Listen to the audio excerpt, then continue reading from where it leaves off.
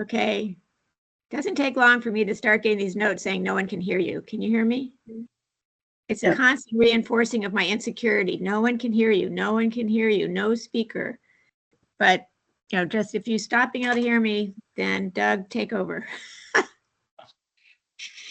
We can hear you, Cindy. You sound good. Your voice is strong.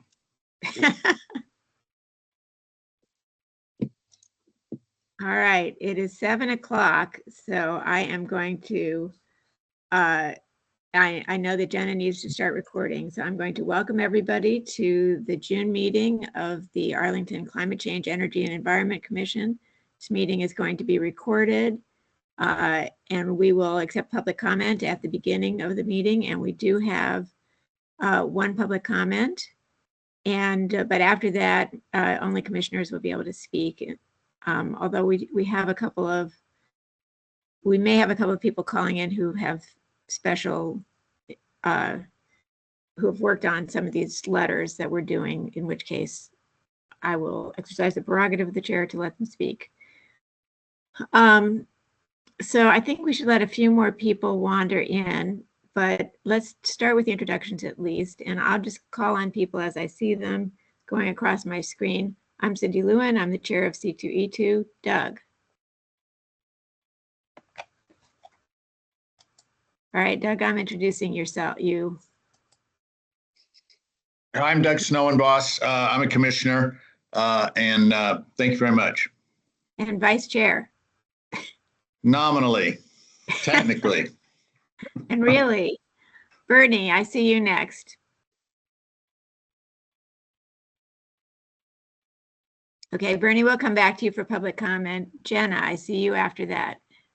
Hi, Jenna Peabody, AIR team member. Katie. Katie Thompson, commissioner. And Rich. Good evening, everybody. Rich Dooley on county staff, director of climate policy for the county. Thanks. Okay, everybody just shuffled. So you're on your own. Shout it out. Henry, Joan, Trevor, in that order. Henry Perillo, commissioner. Joan McIntyre, commissioner.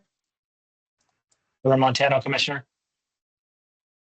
Okay, Rob, Alex, and Lisa, in that order. Rob Sandoli, commissioner. Hi, Alex, you're still on mute, but we got the gist. Lisa? Lisa Marcellus, commissioner. Okay, Liliana, Jason, and Jennifer. Liliana Diaz, commissioner. Hey, Jason Papacosma, Office of Sustainability and Environmental Management, and apologies, I am also having my dinner. Okay, enjoy. Jennifer? Jennifer Fioretti, Assistant County Manager for Climate Policy.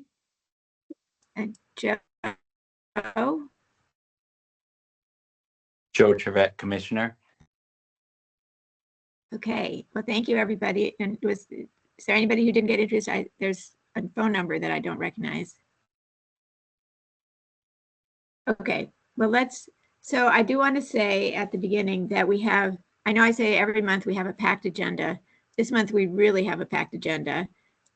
We are, and I couldn't get everybody on, I bumped a speaker to next month. We are bumping one of the SPRCs in of Roslyn to next month as well. And thank you, Doug, because you did all the letter and the checklist and everything to get a little bit of extra time. We have a lot of really interesting issues that I hope we'll be able to discuss. And is Elizabeth here? That could save us a lot of time. Anyway, so with that, I will throw it open to our public comment, Bernie Byrne. And Bernie, start talking while I'm setting my timer, and you have 3 minutes. But if you start now, you'll get an extra 20 seconds. Okay, can you hear me? Yes. Thank you. I'll be speaking about 2 projects you will be considering this meeting. The Boston 1 project is neither biophilic nor sustainable. The applicant should make the roof green, not just 25% as proposed, or place solar panels on the roof. The roof's really not being used for very much. The applicant should also contain green walls with flowering native vines that hang from the roof, the balconies and the ledges, or climb on trellises from the ground. That's how you create biophilia. The light shining through the windows facing the Boston Wetland Park at night will attract many moths and other insects. This is very undesirable. It will disrupt their lives and prevent their reproduction. Staff and the applicant need to develop a site plan condition that requires all applicants of units facing the park to sign loose leases that require them to shade their windows at night or do something else to protect those moths and other insects. And this is a park they're next to. The applicant will install 15 plants that are either not native to North America or native to North America but not native to Arlington and its vicinity. These may not feed native pollinators and may become invasive. The applicant must remove these plants. I've sent them a list of all these plants, by the way. The plant list does not contain common milkweed.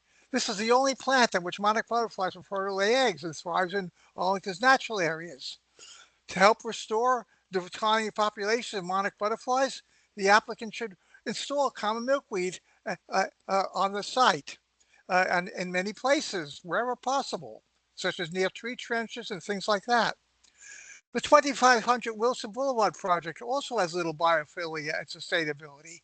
It has no green roof, no solar panels, and no green walls.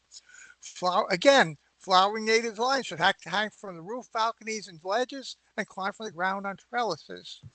The public space will have too much pavement and too little green space. The Clarendon Courthouse area presently has much pavement and many paved plazas. It does not need any more. The applicant should make the public space green instead of what is now proposing.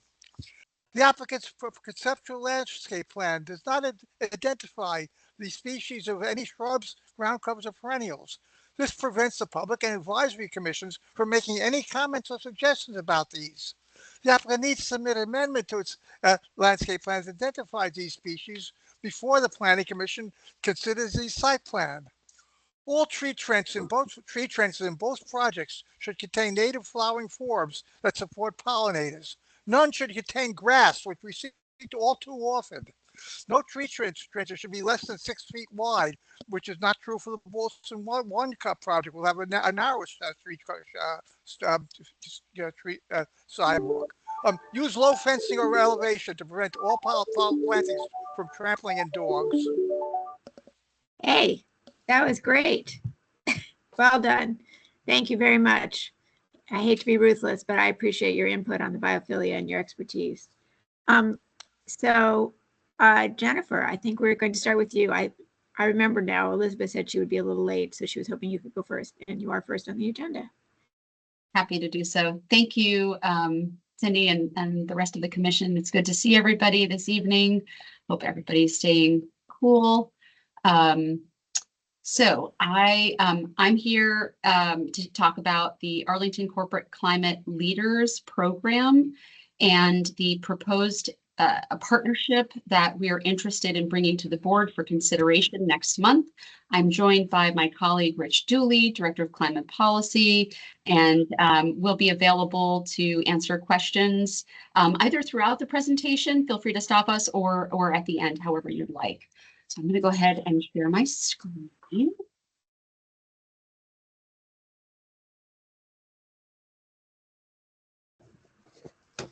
Or not.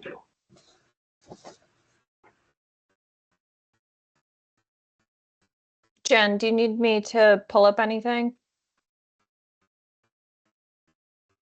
I think I've got it. If you can see, Yep.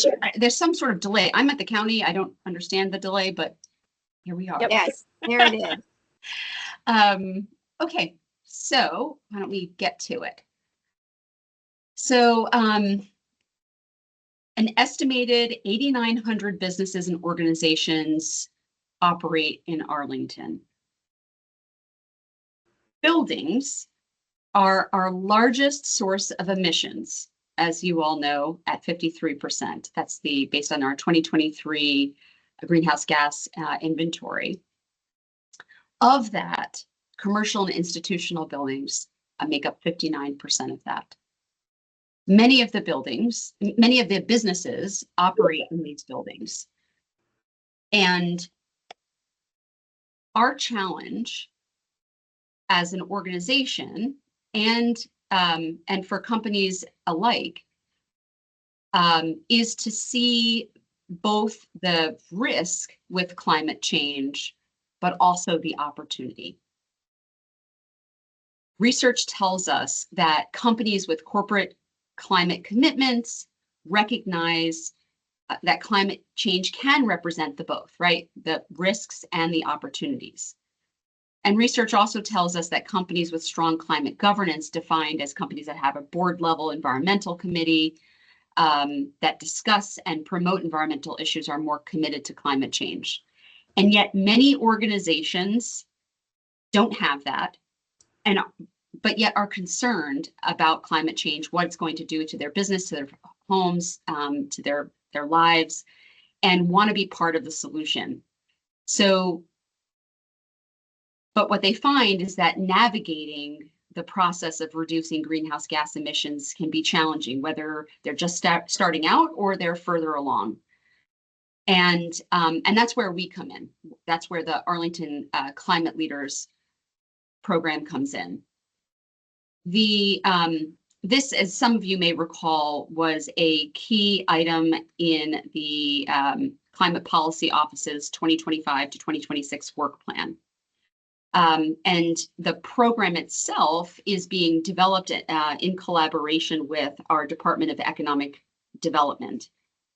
It will be a free program that supports local businesses of all sizes and sectors in reducing their greenhouse gas emissions through education and information sharing, climate leader recognition, but it also seeks to generate demand for energy efficient buildings by the businesses leasing or owning the buildings.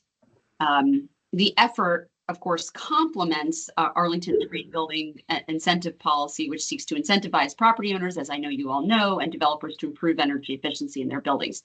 So I like to look at this like a sandwich, right? So we've got the incentive, and hopefully through this program, we're going to be giving businesses that are interested in engaging the tools they need to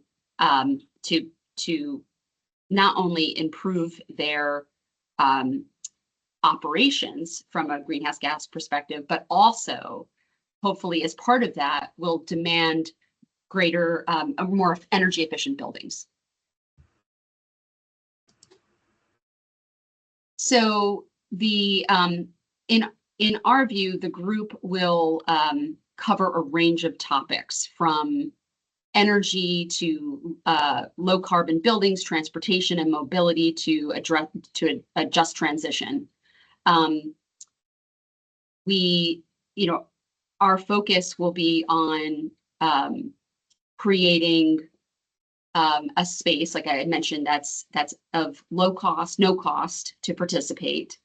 All Arlington businesses will be welcome to participate, and you'll have the tools and the resources, and yet the recognition. Everybody loves a good sort of acknowledgement by, by the government or media, recognizing their efforts.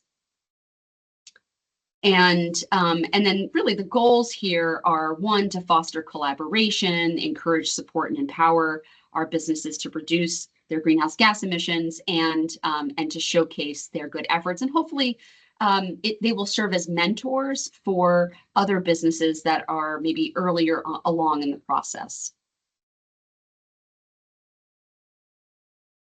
So how do we do it, right?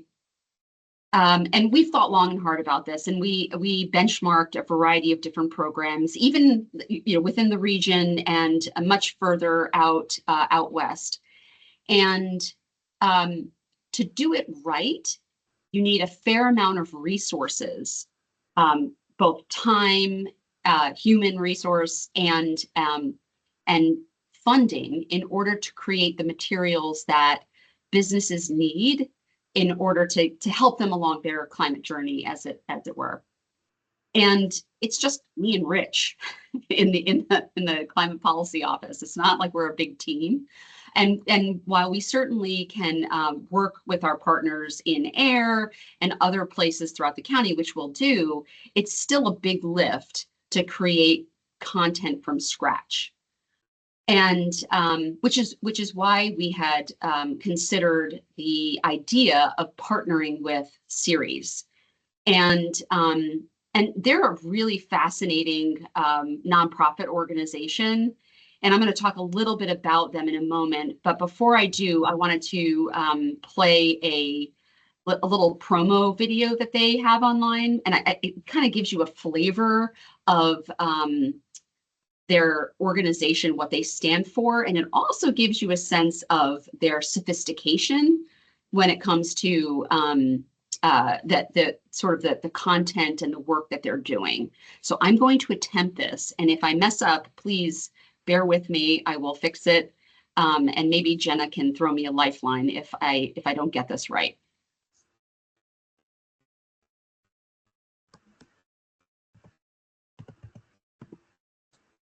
It doesn't look like we can hear the video.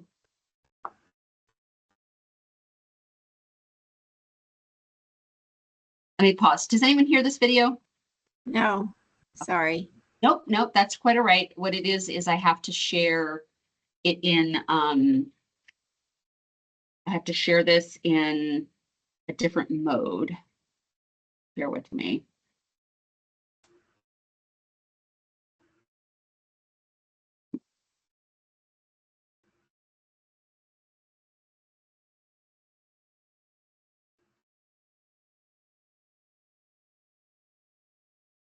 Sound. Got it. All right, one more time.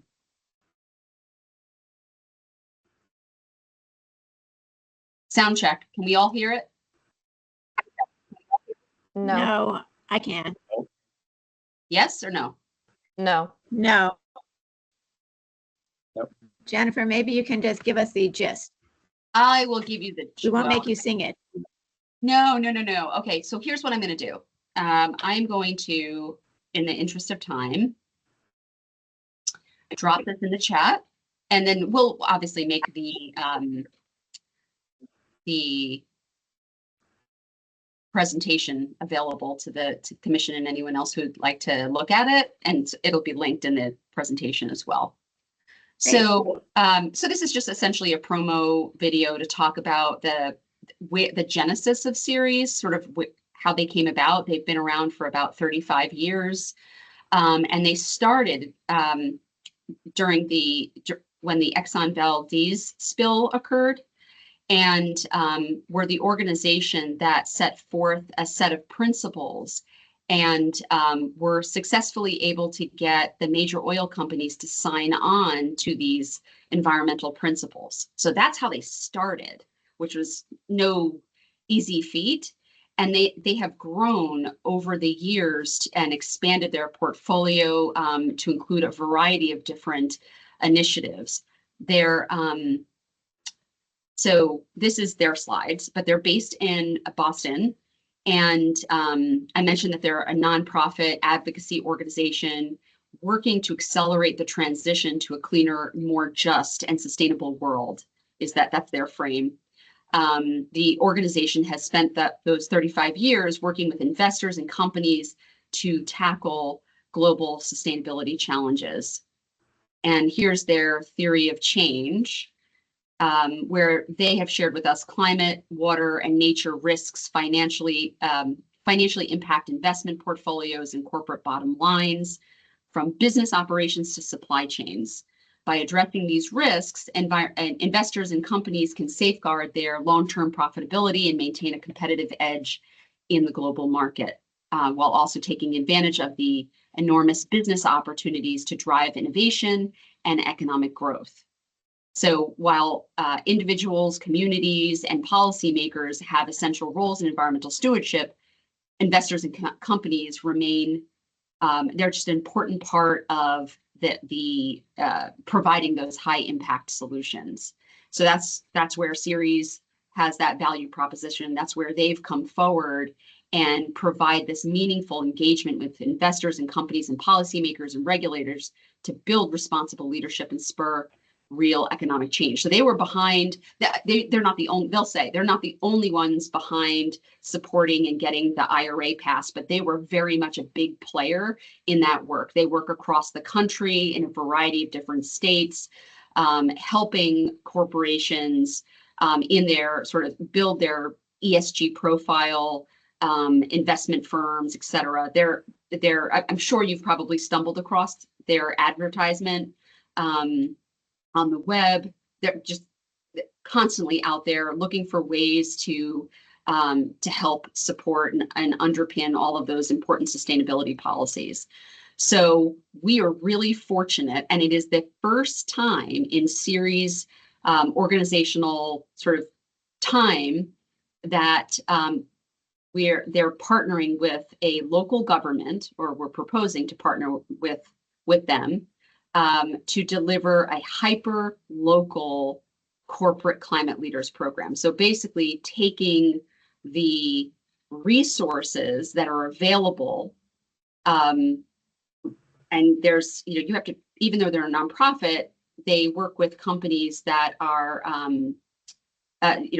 mid to large size corporations that have like 100 million in revenue, and you do have to pay to participate because of all the resources that are provided. But for the very first time, they are open to working with Arlington County to provide this hyper-local program to see, as a pilot, really, to see if we can make a difference at the local level. So their work is incredibly impressive. They deliver thought leadership, science-based research, and tools that that champion those best practices for companies and spur innovative ideas and solutions. They have benchmarks that spotlight business progress, identify gaps, hold business and then also that helps to hold businesses accountable. They have global initiatives and campaigns that raise ambition and accelerate business action. Their marketing campaigns, one of them was actually borrowed by the Biden administration. And so it's sort of exciting times to be able to participate work with an organization of this caliber who has the resources already built for organizations to use, as opposed to us building them from scratch, right? You've heard me say before that we're trying not to create bespoke materials. We don't have the time for it. I mean, if we have to, we have to. But if there are resources out there, if there are partnerships that could be made, collaborations, right, alignments with mission-aligned organizations, we should be doing that work. And so this is exactly what we're trying to do here. And then finally, I mentioned their wealth of resources. So there's so much more than these couple slides will sort of give you a sense of what they do, but they do have these different networks. There's an investor network, a company network, and a policy network. The policy network is where we're really going to focus. That network already has 80 members. That's a subset of their much larger organization. Of the likes of Nestle, right, who's headquartered here in Arlington, JLL, so they're also in Arlington, and many more. So we have like this unique opportunity to not only work with the organizations that are headquartered in Arlington that are already participating with Ceres, but to bring on new companies to learn more about corporate sustainability. So here are sort of, in our mind, what are the sort of areas of potential collaboration? Clearly, resources is a big piece here.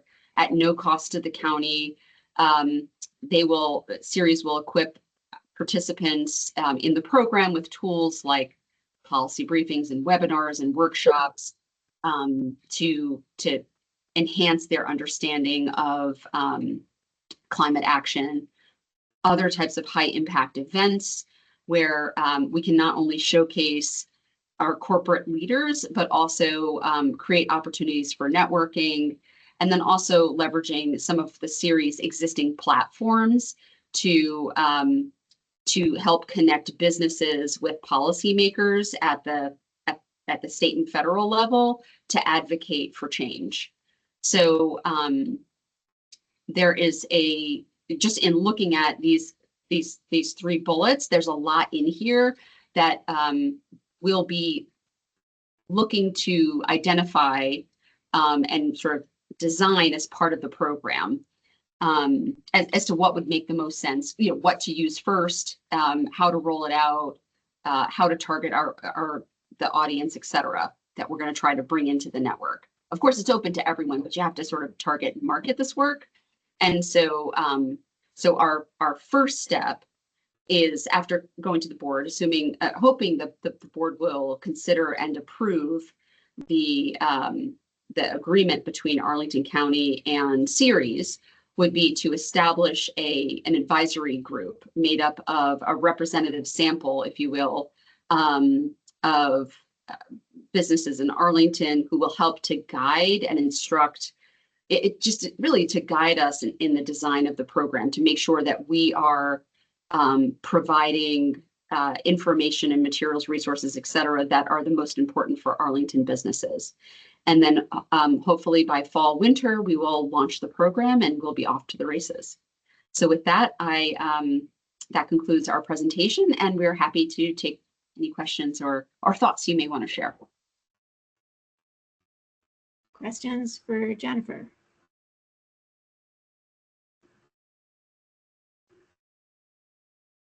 I see Katie. Oh, somebody must be ahead of Katie. Yeah, somebody must be ahead of me. Yep, Rob. Yeah, hi, it's Rob. Kate, if you have something urgent, you can go first. I don't. It's No, just go you ahead, didn't show up, Rob. I don't know why, but you're number 1, so go for it. Great, sure. Well, thanks for a great presentation, and fully supportive of the partnership series. It's great. And maybe I'm getting ahead of myself. Maybe this is something that you'll discuss as you talk about program implementation. But you talked about, I think 8,900 businesses and the value proposition for them to partner and to come into this information when this is not part of their primary business. You mentioned recognition. Have you thought at all about, because that really is the one thing, I mean, aside from them, if they own the building, saving on their energy costs too, and things like that, that could be bottom line for them. But if they don't own the building, if they're a leasee and they just want to show some kind of leadership, the value proposition for them investing time really is the recognition. But we can't recognize all the businesses who would do this. So have you thought about how you're going to tier this, or what type of recognition programs where we can actually say, if you've achieved a certain level, you're kind of this platinum level of going green, et cetera, so we can actually distinguish what kind of recognition they get? Thanks. That's thank you. So yes and no. So some of this will be worked out some of the detail will be worked out over the summer. But based on our research, what we found is that of the jurisdictions, and there aren't many, but of the ones that we found, the recognition program is typically tiered. So you'd have something like, if the company has never done anything, they sign a pledge to do X sort of things over the course of a time frame. They would be recognized for that sort of their commitment, and then you would scale it up depending on how far along how developed their policies are, it could be something, certainly press releases and using our social media access to recognize those types of actors. But I think also, we talked about like high impact events. I also foresee us doing something of that nature, where we are recognizing those businesses that are sort of leaders in the community, with all the sort of standard pomp and circumstance that would go along with it. Thank you. All right, Katie, and I think Katie, you have the last question. We'll keep going. So my question is really very similar to Rob's, but what does success for Arlington County look like? I can see the incentive for businesses to say we've received this recognition or we've signed a pledge, but what does success look like for the county? I think there's different levels to, I mean, at first, I think success is getting at least 50 businesses participating, actively participating, not just participating once and then sort of dropping off, but active participants in our program. That's number one. Number two is of those businesses that are willing to commit to take action, whether they've already started to take action or they're sort of starting up. Ideally, we would like them to report on their performance on an annual basis. Whether that is, it's based on our research, a lot of corporations don't like to share a lot of detail about their performance, but to the extent that they're willing to share it with the county only, we'd love to get our hands on the data to be able to track their overall sort of impact and the change between when they started with us and 2, 3, 5 years down the road. So in the short term, those would be really important metrics for us. And then as we grow, and also we have to design this as part of the program as well. There may be other elements that we see as incredibly valuable. I mean, the other piece of this, I mentioned mentoring. It's not enough for a company to just, at this point, right, do it on their own. If they're able to bring their subcontractors in or sort of associates, if you will, and help mentor their progress, I too would see that as a success. Do you have other thoughts? Maybe, I mean, I'd love to hear if you have something that's sort of jumping out that you think we should be considering. No, other than that, it would be good to have some public demonstration that this is having real value to the community. And I understand this is in its early stages, so I'll just look to hear more about that as it goes along. Thank you. Great. Well, thank you, Jennifer and Rich. And I'll just note that Lily has posted a couple of links for you guys in the chat. And Elizabeth, let's turn it over to you to talk fast. But thank you. And thank you guys very much. This is an exciting program and we look forward to hearing more, as Katie says. Thank you. Okay, I know we're obviously pretty short on time because I know there were still a couple unanswered questions, but wanted to brief you guys on something I've been working on as part of the Energy Committee. We've had a number of meetings that have sort of been leading up to what I think could be some pretty exciting changes at Dominion. I'm going to run through this presentation at pretty much lightning speed since we don't have a lot of time. So I'm going to jump from a lot of tips of various icebergs, and I would love to take a few questions at the end, but I think this is going to be a longer conversation. So I really wanted to start with a lot of changes that are happening in the energy sector that sort of change the economics of how energy is delivered and is going to be procured in the future, that I think put a lot of momentum behind the idea of a virtual power plant, which is something that this commission has included in a number of places in our work plan for this year. And I think that we are close to potentially seeing something come to fruition. So just to go through very, very quickly, the biggest change in the energy sector in decades is the advent of AI and data centers that really need a lot of energy. And just to put this in perspective, all of this is happening globally, but mostly in Northern Virginia. And so I think everybody is aware that Loudoun County and places sort of outside the Beltway are seeing a lot of data center development.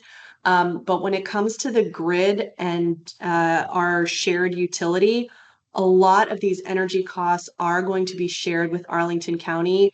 And Arlington does, I think, have an opportunity here to not miss this moment and to recognize what's happening in our part of the country and our part of the world, and to take some strong leadership action to address it. So basically, we're seeing unprecedented load growth from data centers that run AI. It's very hard to tell exactly how much energy needs will grow over the next few years, because as we add more data centers, they also get more efficient. but most projections are looking something like this. This is from the Joint Legislative Audit and Review Commission here in Virginia that sort of demonstrates what unconstrained demand for data centers could look like. It is mostly factual that we cannot build new energy resources fast enough to meet this kind of demand.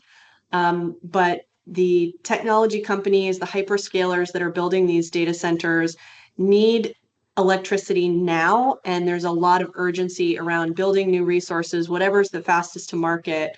But largely, this is going to have pretty significant impacts on a number of levels. So obviously, we're seeing increased energy consumption. Today, 25% of our state energy consumption is due to data centers. That's right now. And of course, we saw the projections from JLARC, but there are also weird operational challenges that happen when you have these large loads.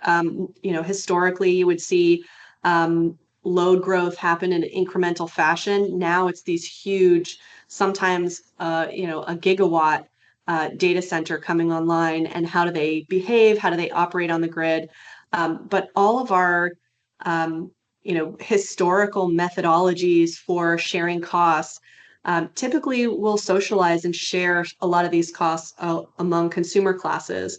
So you have this sort of tension between cost causality, whoever causes a facility to need to be built should pay for it, versus the idea that when everybody benefits, like from a transmission line being built, for example, those costs are socialized around to everyone in the market. But it's hard to see how this load could be coming online and not have cost impacts for consumers. There are a number of studies that have come out on this. I would recommend one that I've been kind of carting around in a folder called Extracting Profits from the Public, How Utility Ratepayers Are Paying for Big Tech's Power, by Eliza Martin and Ari Pesco. It's a pretty great read, and I'll put a link in the chat. But obviously the environmental impact and why we care about a lot of this is not only these increased consumer costs, but the environmental impacts, because it's very likely that natural gas is going to continue to be the fuel of choice for these data centers. So you can kind of see this projection from the Sierra Club shows natural gas being brought online. A lot of hyperscalers are turning to natural gas because they need firm base load. So a lot of tech companies have individual pledges to be net zero or use 100% renewable energy. But the fact of the matter is, though, their load profile demands a firmer resource. So they are pursuing natural gas at the same time. The one challenge is there's a huge line to get new natural gas turbines. So that right now is sort of a choke point. So a lot of renewables are coming online because of their speed to market, but they're also pursuing things like advanced nuclear, but largely natural gas because it is a proven technology that is controllable. And so the grid likes it, utilities like to build natural gas, and hyperscalers need power that can come online quickly. But we heard testimony from a representative from Amazon that there's a 7-year wait to build a new natural gas plant just because of supply chain challenges. So all of this changes the economics in the power sector pretty dramatically. So I've outlined here some of the historical trends and assumptions that the electric sector has been dealing with for the past 20 years or so, where we've had flat or declining load growth in the sector. So over the past 20 years, most regions of the country have started to rely on regional markets for incremental demand. So instead of building a new power plant, Dominion is looking to the market, and the market sends signals to merchant generators to build a new plant that can bid into the market. Now, with this dramatic load growth, the market signals are kind of haywire. So it's difficult to see how the market is going to accommodate all of this. And so now all of these utilities kind of need to build at the same time, and they need to build to suit. So the price signals that the market gives out are not really made for dramatic load growth. They're designed to work in an incremental load growth scenario. We also historically have a situation where utilities earn revenue from building something and then recovering their costs plus a profit through a regulated rate of return. Today, we have hyperscalers who are willing to pay significantly more for power that's in the ground or power that's in the pipeline than your traditional utilities. So one of my biggest concerns is that there's a merchant generator fleet that isn't really required to bid their resources into the market. And they could easily turn around and say, well, I can earn 40% more by having a bilateral contract with this technology company to power its data centers, as opposed to bidding this into the market. So major changes, I think, are coming to markets as a result of this challenge. And of course, traditionally utilities have a 30-year planning horizon, but now there's such an urgency to build as quickly as possible. And I think these tech companies have funding and money that they want to use to buy speed, but there's nothing that can be built sort of fast enough to satisfy them. So they're investing in medium term and longer term plays as well. But it's difficult for them to wait for the utility sector to build at the pace that it typically does. So another big change that sort of leads me into the virtual power plant as a solution is, historically, if you have flat or declining load growth in your sector, as a utility, you're incredibly reluctant to quote unquote lose a customer that suddenly has their own rooftop solar generation, for example. And you certainly don't want to pay them a 1-to-1 ratio for that solar power that they're sending back to the grid, because that solar power is coming onto the grid at a time when prices might be negative. And certainly that retail price is not what you would pay for any megawatt at that particular time. So there's been a lot of resistance to net metering. And I think that that is about to change, because we're entering a phase where we need to find every single megawatt and negawatt that is possible to make sure that we have all the power on the grid that we possibly can. And of course, we need it to be clean. So Dominion does have some customer programs to try and take advantage of customer-owned generation and involve customers in demand response. They have a number of customer-owned generation programs. One is called Residential Solar Solutions, where they'll help you put rooftop solar on for discount installation. And this would be a scenario where you are primarily generating, taking power from the grid to serve your own needs and generating to primarily send back to the grid. They also have a net metering program that is undergoing some changes, but this is a 1-to-1 credit. You can get up to 150% of the customer's annual consumption, but typically they don't really like to pay out in this program. They like to give you a credit that carries forward. But they are actively trying to modify and sort of walk back this net metering program, recognizing that there are some disadvantages if you don't have rooftop solar, because the same costs need to be socialized through a different customer base. And they also have a community solar program where you can match your existing power use with more expensive energy from a community solar project, but that is fully subscribed. They also have a number of demand response programs, which are another type of another aspect that could be involved in a virtual power plant. They have smart thermostat, EV charging, peak time rebates, and water energy rewards, which basically is a single credit, not very generous in my personal opinion, $10 to $125 one-time payments for taking certain actions. These would need to be changed pretty substantially to create a successful virtual power plant. And so I'll talk a little bit about what that is.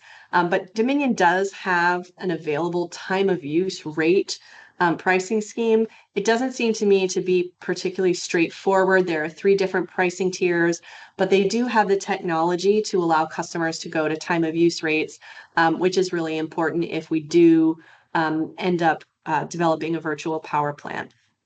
So just so folks are generally aware of what a virtual power plant is, this is typically an aggregation of different consumer-owned resources. So if you have solar panels on your rooftop, if you have a battery connected to your home, which some solar plus battery setups do exist.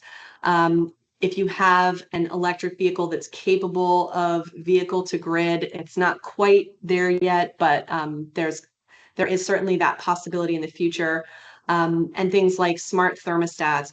All of these are customer-owned resources that if you give authority to the utility to manage these and draw electricity when it needs it, or manage your thermostat to reduce demand at particular times, the customer gets compensated for allowing the utility to do that.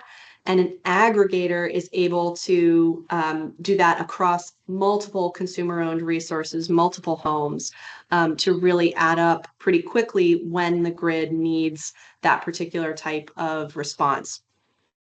So the idea is, if you have sort of fully equipped home, you might have solar panels, a battery, like a power wall, electric vehicle, and a smart thermostat. Your home can be functioning optimized for the grid, but also in a very resilient way, so that you are bringing your energy use or what you're pulling from the grid down to 90% of what you might take, or potentially, depending on the size of your home energy system, you could even be a net negative, primarily selling to the grid.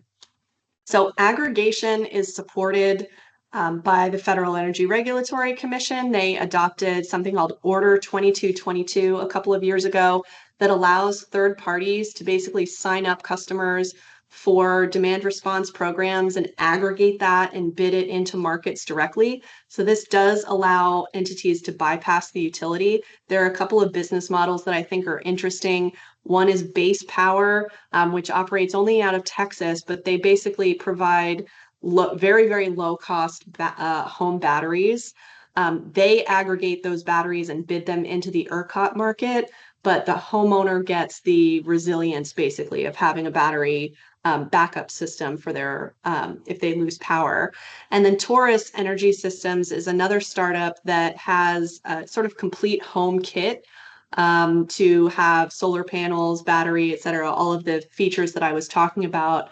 But it doesn't quite yet add up to a single virtual power plant. You would still need some kind of management system. So this all kind of comes to a head with the passage of SB 1100. This is legislation that was passed in this session of the General Assembly. It requires Dominion to do a virtual power plant pilot and to propose the design with the State Corporation Commission by the end of this year. So a couple features of the legislation. It requires aggregation of distributed energy resources up to 450 megawatts. I think some probably would have liked at least 450 megawatts, but at 450, that would be one of the very largest virtual power plants in the country. It's required to be located in multiple geographic regions. They need to have programs to incentivize residential batteries. They need to have a stakeholder process and increased incentives for disadvantaged communities. They are allowed to incorporate some of their existing programs that I went over a few moments ago, but they would really need to change pretty dramatically to provide the kind of incentives that would make this program really successful.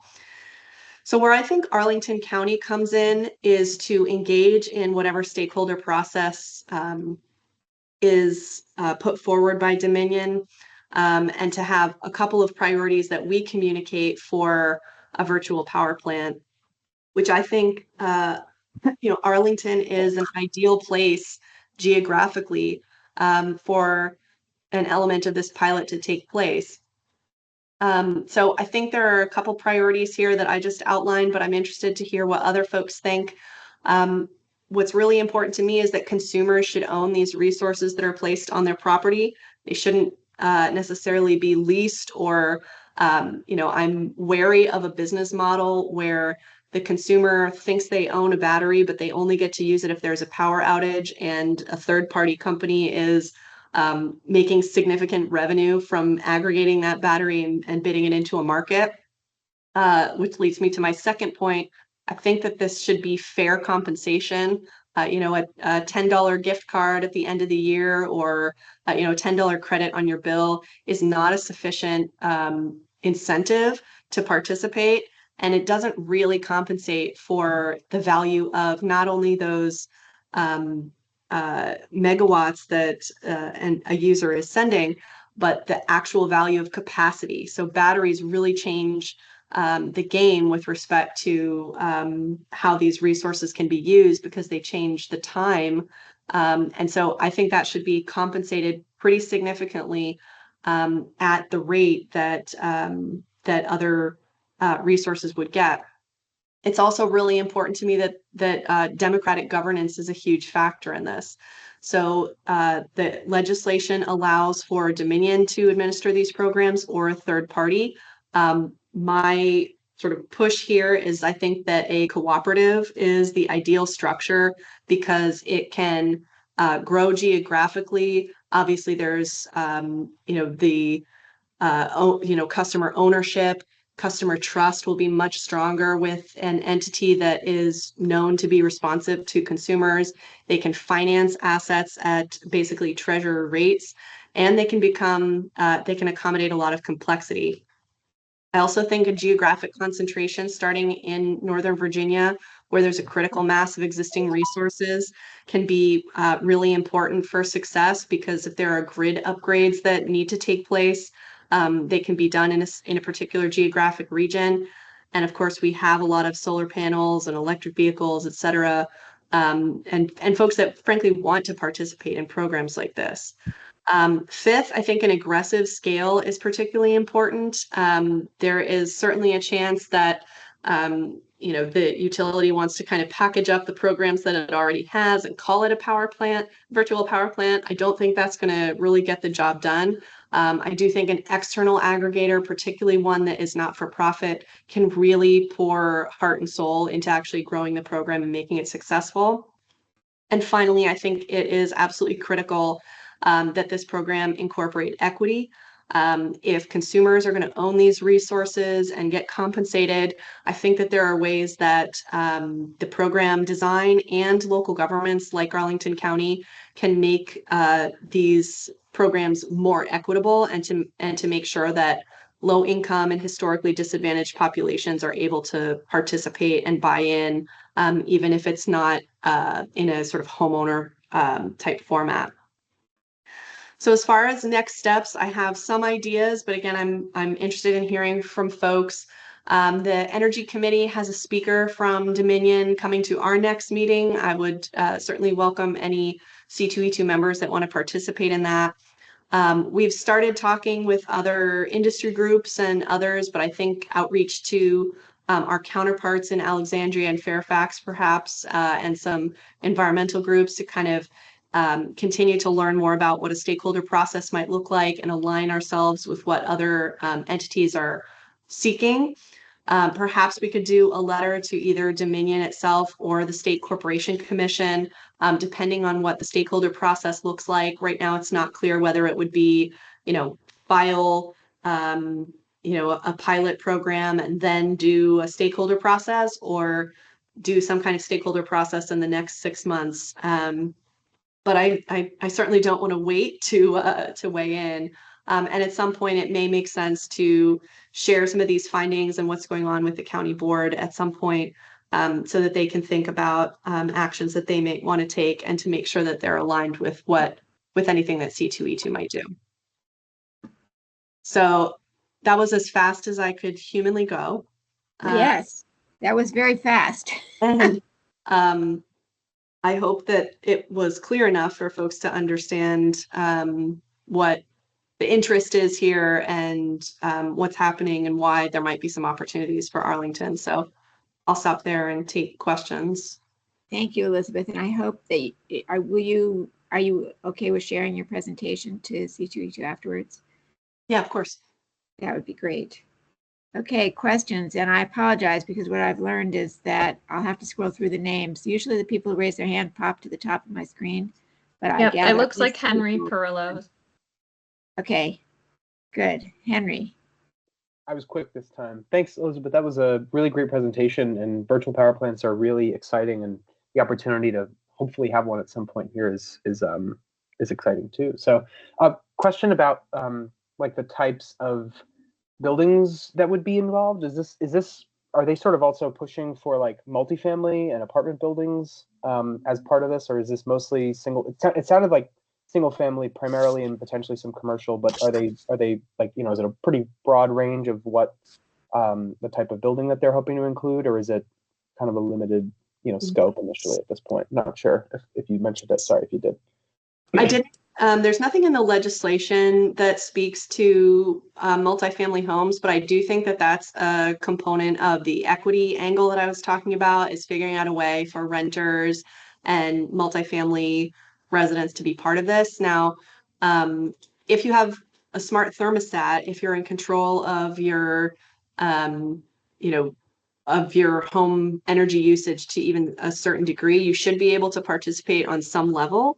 And so I think that could be something that we advocate for in this process, to figure out like how to bring these other types of populations along. Obviously, the easy and obvious way is if you have a rooftop, you know, and you're a homeowner, it's very easy to sort of get equipped and make an investment. But there are certainly ways and creative financing that you could have low or no cost loans. You could have as much equity or as little as makes sense in some of these setups. But I do think some you know, residential folks that are not in single family homes should be able to participate somehow. There is also the option for Dominion to include commercial entities. It's possible that they could go directly to that and exclusively pilot with commercial entities because they had the size and scope and it's fewer entities for them to deal with. So that might be something that we say, you know, no, this is about, you know, small d democracy. This is, you know, we want as many people involved as possible. So I think there are opportunities to make that point in whatever advocacy we might want to do. Thanks. Thanks. Okay, I see Trevor and then Rob. Elizabeth, this is awesome. I think it's really cool that you're taking up this initiative, and I think it's a good idea. As I like to say in these calls, it does come down to dollars and cents, and look forward to collaborating with you on that and trying to find the right supply and demand dynamic that makes this work and is helpful to everyone. So no question, just a comment. Thanks, Sydney. Great. Okay, Rob, and then Joan.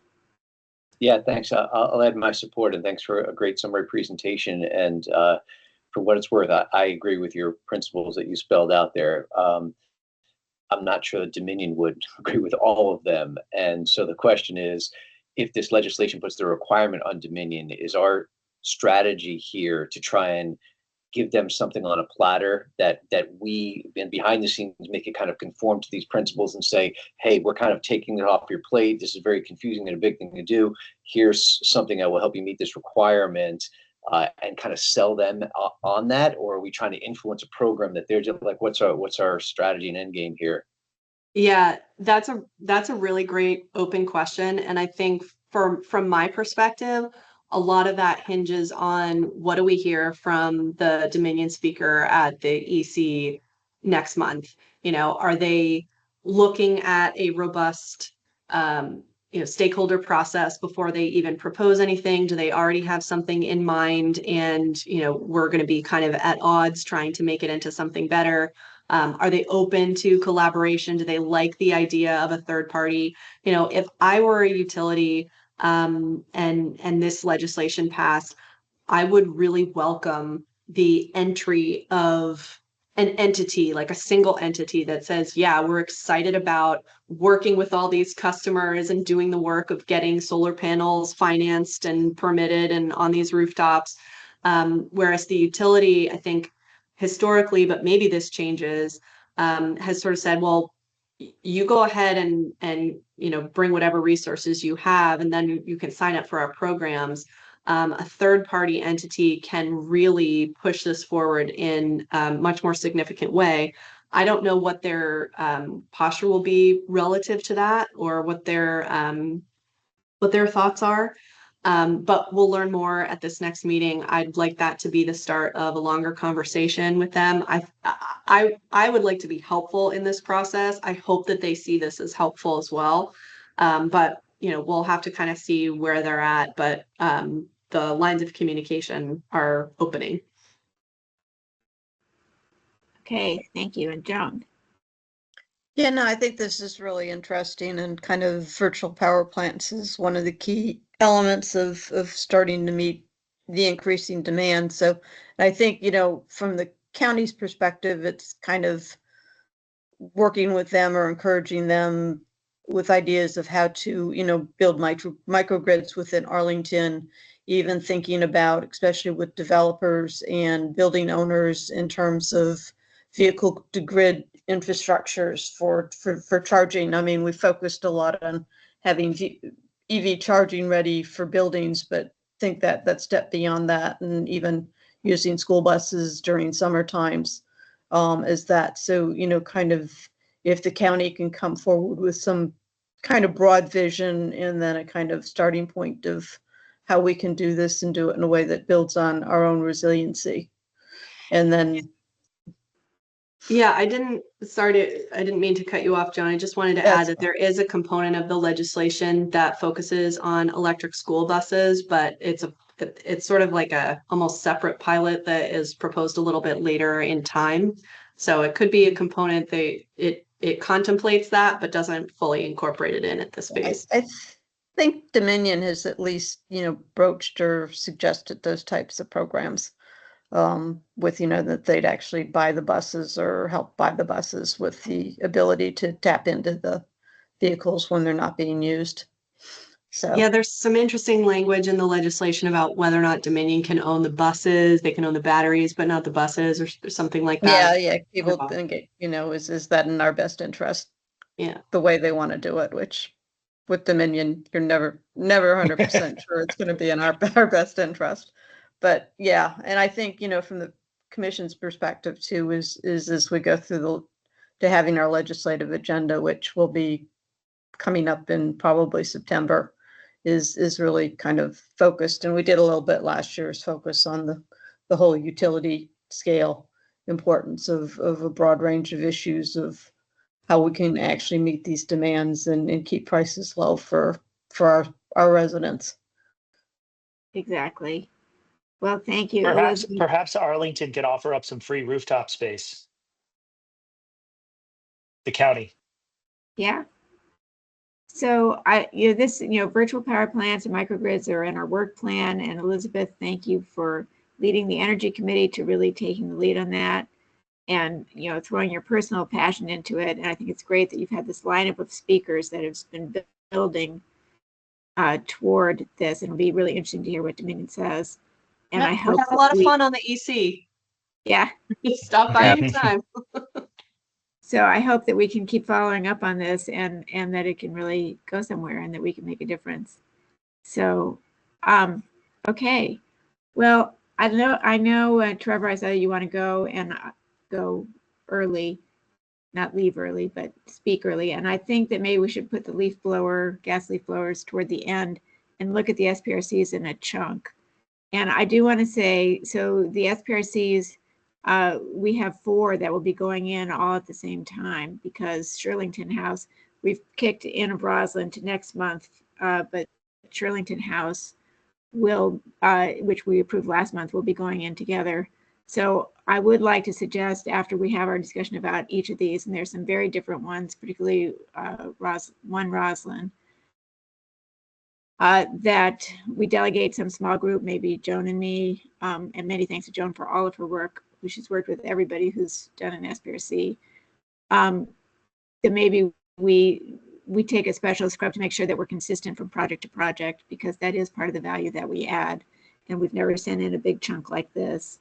But with that background, Trevor, why don't you kick us off with 2500 Wilson? And we did hear from our public speaker, Bernie, some biophilia concerns, but I know there's much broader issues here. Sure. Thanks, Cindy. I'll try to be as brief as possible so that we can leave plenty of time for discussion, because I think that's probably the most valuable part of this. So 2500 Wilson Boulevard is a redevelopment project in Courthouse at the on Wilson between Barton and Cleveland Street. If you're familiar with that, it's kind of an older low-rise office building that is not in high demand anymore. They are going to knock down that office building and build a 14-story, approximately 300-unit multifamily building. What looks like a beautiful building with a fair amount of glass and beautiful facade. With a fair amount of retail space on the ground floor of the building, with a 3-level garage below it. As many on this call know, we greatly need some additional housing in North Arlington. This redevelopment is certainly meaningfully additive in that regard. The developer is seeking to hit the GBIP bonus density under 0.35 FAR. They're targeting a LEED Gold 4.0 certification. The developer has not completed a zero carbon certification, has not provided an energy plan, nor a plan to reduce embodied carbon in the construction process. Some of the meaningful positives of the project are that the developer is planning full electrification in the units, in the retail unit, or sorry, in the residential units within the building, including appliances and efficient HVAC. It has met all of the remaining kind of minimum standards related to the GBIP bonus density that they are seeking. They've also are meeting our minimums as it relates to our SPRC checklist around electric vehicle charging, and they are planning to purchase a renewable energy credits. I think, although they didn't go into too much detail on what their plans are for the rooftop space, which I know biophilia and some discussions came up around that, but my guess is that they mentioned a pool, so I assume that they're planning to. They didn't get a lot of airtime on our calls, but I believe that seems to be the direction that the developer is going. There's water sense plumbing, and a few other key characteristics of the building. Adding maybe just a little bit of my own kind of color commentary, having gone through this process now and spent a fair amount of time on this particular property, it did feel, at least in my humble opinion, that the developer was really just targeting the bare minimums for the amount of bonus density that they were seeking. Not to say that that's the wrong way to go about it. It's certainly a goal of the developer and a bogey that they're seeking to hit. But I guess maybe there was more emphasis on that than I had anticipated. And therefore, I think for this group's information and edification, that does put a fair amount of onus on the GBIP and our related checklists, assuming we can get it out there and it's a bit more digestible, such that the developer can kind of plan towards the checklist. It did not appear that just based on some of the documentation or narratives that the developer could have provided, that they had spent much time with our checklist and therefore could have probably improved their score a little bit by doing a little bit of homework and following the checklist. And therefore, I think Doug responded to an email that I had sent earlier today, that I do think that having some form of our checklist up on the website and it being out there for developer use will help all of us kind of get through this process a bit more seamlessly. But I'll go ahead and pause there. Those are kind of the attributes of the property. The overall score came out to be a 63. So probably on the lower end of a project that's seeking this level of bonus density. But I'll pause there because I'm sure there are some thoughts and questions from the group. I'll just add that I'm totally open with putting the checklist on the website, even though we're going to change it at some point. Joan, and I do want to thank you, Joan, because I know you worked on all of these and your comments are already integrated.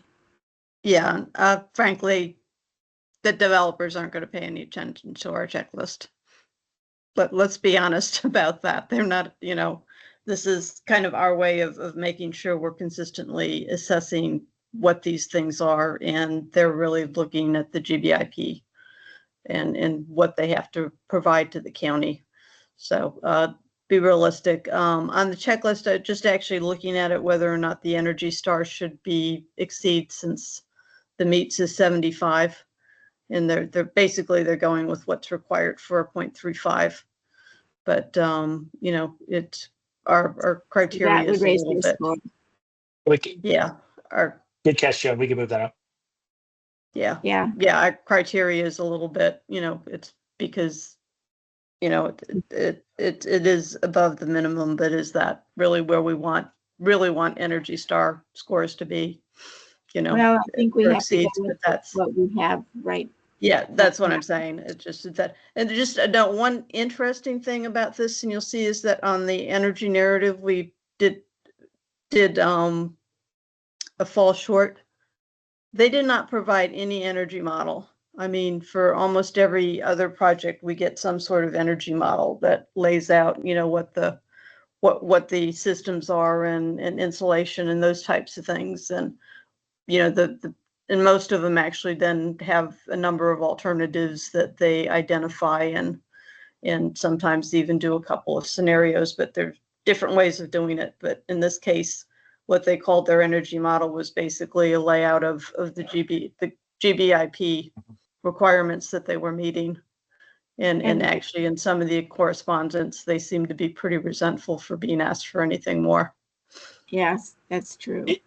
It was, I mean, I have to admit, again, I haven't been through many of these, but it was tough to get information from them. And, it felt like it was bare minimum. And, in their presentations and in the county's presentations around this building, I mean, you were lucky if in a PowerPoint, you got, a page with 8 bullets on what they're doing around sustainability. And so, it was, I don't know. I'm sure others have more data points on this front. I just, I was a little bit surprised, and going through these SPRC meetings, like it's difficult. I know we want to talk about this specific one, but it's difficult to kind of get in a number of questions, right? Because, there's just so many parties and so many stakeholders on those calls that need airtime.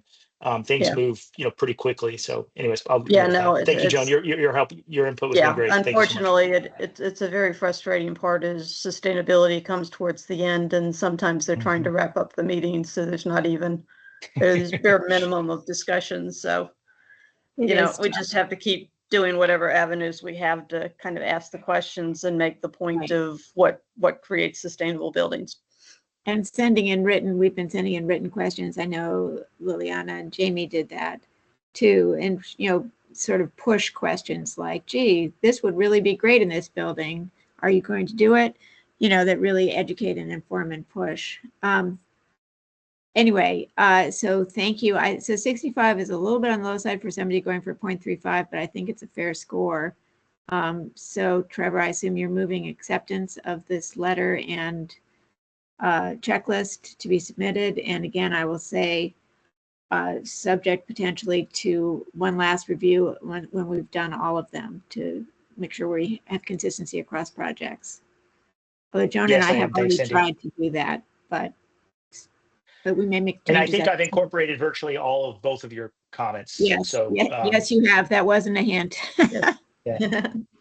So, and I see Rob has added a few comments, and that's fine. We can take those into consideration. So all in favor, say aye. Aye. Aye. Any opposed? Aye. Right, I see a comment from John Bloom saying that, yes, the whole SPRC process needs more discussion. But I think Rosalind, Liliana, and I think Jamie, last time I looked, Jamie was on the call as well. So Liliana had the lead on Rosalind, which turned out to be a huge project for a new person for her first project. I asked Jamie of the Energy Committee to help with the energy issues, which were myriad. And One Roslyn is not, it's a huge project and it's not very impressive. And so I think we want to have a very serious discussion about it and about how we want to grade it and what we want to do about that grade once we have it. So Liliana, over to you. Thank you, Cindy. Well, it was a pleasure to work with Jamie, who is a really detailed and expert person on energy modeling, so we could understand a lot of the technical aspects. The overall conclusion is that this project fails the assessment. They are not even applying for the county's incentive policy, so the level of disclosure is very, very low. They did provide a sustainability model scorecard, which is what Jamie reviewed carefully and thoughtfully, and which allowed us to submit questions to the developer with greater detail and asking them to consider better options. We put together a letter that strived to show the level of low commitment. I'm sorry, my dogs are making noises. It's okay. We can hear you. Keep going. Okay. And we basically are communicating that idea. The overall conclusion is that the developer is doing the very, very minimum that they are required to, since they are not applying for the county's incentive policy. They are only required to meet a very low and outdated standard for LEED certification. They have made an effort to include in the electric design a pump DOAS equipment, which provides for hot water electric system, but they are using natural gas for backup for the heating and cooling, and they are also using natural gas for certain units for cooking. And so they are not using the most advanced technology or opting for the most efficient equipment. We were very thorough on the analysis, and in the checklist, we included as much information as possible in the comment section so that you could actually see the information that inform our assessment. They rate at 56, and that is generous. There is 2 categories in which Joanne thinks that we should actually list them as falling short, which will bring the percentage even lower. And that is related to their ability to become a 100% electric building in the future, since they currently are not set up for that. And the heating and cooling system into the future. I decided personally to keep them meets, because in paper and for the requirements that they are expected to meet, they meet the standard, but they don't really have made an effort to consider any measures that align with a more advanced decarbonized system. You're happy to I'm happy to address any concerns that you may have on the letter or answer any questions that you may have regarding the grading. And I don't know if Jamie is there and can also back me up on the technical. Jamie is here, and thank you, Jamie. Do you want to say a word about the project? Yes, please, and thank you. Yeah, I agree 100% with everything that Lily said. Just want to add that that we submitted a first round of overall C2E2 type questions shortly after the second SPRC meeting, in which they responded to in about a week time. And then we submitted a much more detailed energy specific questions, which it has been about 3 weeks, 3 weeks, and they have not yet responded. Is that correct, Lily? Yes, they have not responded. Yeah, and those questions address everything from their basic assumptions in their energy model in terms of, you know, what the hottest temperature day would be, to what the cost of their energy sources, including the gas that they propose to use, all the way to whether they even know if they're proposing to have gas fireplaces or no fireplaces. And I'd say beyond that, every time we ask them about an energy or environmental measure that could be taken during the SPRC meeting, they responded partially dismissively and also blaming what they were using the term market conditions, which, if you're not familiar, market conditions is a term that a developer will use to describe what the market wants and is willing to purchase. But when it comes to some of the things that they were describing as market conditions, such as using gas ranges, they had no means to support their claim for market conditions requiring gas ranges in their condo building high rise, but not in their apartment building high rise of the three towers of the project. And so I think it just goes back to what Lily said about doing the absolute minimum to meet requirements and not even understanding the environment in which they're building, which is, you know, Roslyn, Virginia, understanding the ambitions of the county board, including the AIRE program, or you know, the ambitions of the public or the region at large in terms of decarbonization. It seemed like just a bare minimum. We're going to build the way we've always built, not, you know, kind of eyes closed to the future. Thank you. Thank you, Amy. So I think One thing I wanted to say that I forgot, I apologize, I'm still in time, is that these guys do not foresee use of renewable energy whatsoever. Not even on purchase, nothing. And they are not willing to consider anything. So that shows you that they don't even have work on the current design into the operational phase of the building. They are not thinking about renewable energy. Right. And I know that this went around on the late side, and I know Liliana was traveling, and thank you for scrambling to get this done when you got back. But if you didn't have a chance to look at it, I hope you'll look at it, the checklist and the letter after the meeting, because Lily and Jamie are right. They included a lot of information and showing the depth of the analysis and their ideas. But anyway, so we have the score is 56 and could go down. 56 is the lowest score I think we've given in a long time. These are, as I understand it, 3 huge residential towers that'll be 30 stories each.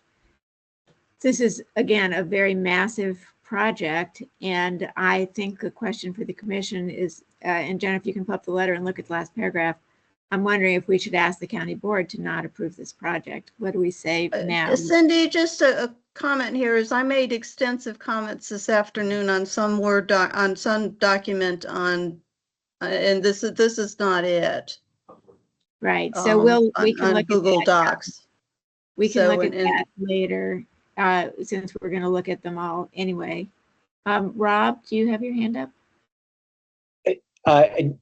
Yeah, no, please continue. That was my question, was going to be just what you're talking about, is what do you know, this the conclusion is to encourage the applicant, but this is a letter to the county board. So should we be actually advising the county board not to approve this? My question is whether we take a carrot or stick approach. Like, do we go back to the applicant and say, we're going to tell the county board not to do this? They may call our bluff and say the county board's going to approve it anyway. Or do we go back to them with the carrot and say, hey, you guys are so close to be able to get bonus density or other incentives. If you did X, Y, or Z, here's the value proposition for you to participate in the green building incentive program because it's voluntary. So we have to kind of sell it to them. Right. So the question is whether or not Well, we take that carrot or stick approach. I think I that would- it's going to the county board on July 19th, which is just a few weeks away. So rethinking the whole project I just don't know that that's going to happen. And also, I would strongly say that we recommend that the county board not approve this as it stands. And I can walk through I would score this much lower based on the way we traditionally score. They're not participating in the green building incentive policy. So even their proposed target of LEED Gold doesn't mean a whole lot, because if it's not written into the site plan conditions, all they're really obligated to do is go to LEED Silver, not to, really question that they won't follow through, since LEED Gold is pretty easy bar to reach these days. But right. I think it's more the principle is, if something's not in the site plan conditions, then, the developer doesn't have to follow through and there are no consequences to it.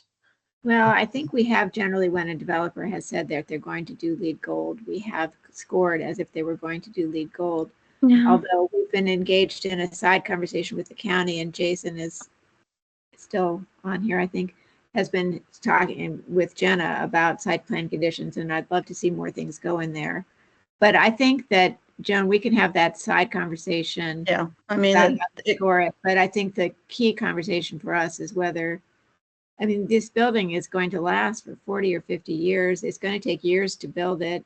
Technology is going to change, and they're starting out of the gate using, I won't say antiquated, but out of date technology. And it's, if it was, 60 units like Shirlington House or whatever it is, but it's not. Yeah, and I would point out is energy efficiency is 20%, whereas the green building incentive policy is now 24%. So it really doesn't meet what we have traditionally said meets on energy efficiency. And we would also generally, we score fall short where they have gas systems. So the HVAC and also just the capacity, if they're not designing for an all electric building. John, yeah, that's the way we traditionally actually. Sorry, I apologize for interrupting you. And I understand how you guys have approached this. Just being the devil's advocate, I took the time to go into what the rule is and what the county has said and the documentation available, because the lead planner from the county, when I asked him about the requirements that the developer needs to meet, it was very simple. And he said that they don't have anything that they looked into, except when the developer decides to go for the green incentive policy. So for example, for the all-electric building, the Arlington County Commissioner report that said that requiring all-electric design is not possible. Well, and no, that is included in the GVIP policy document.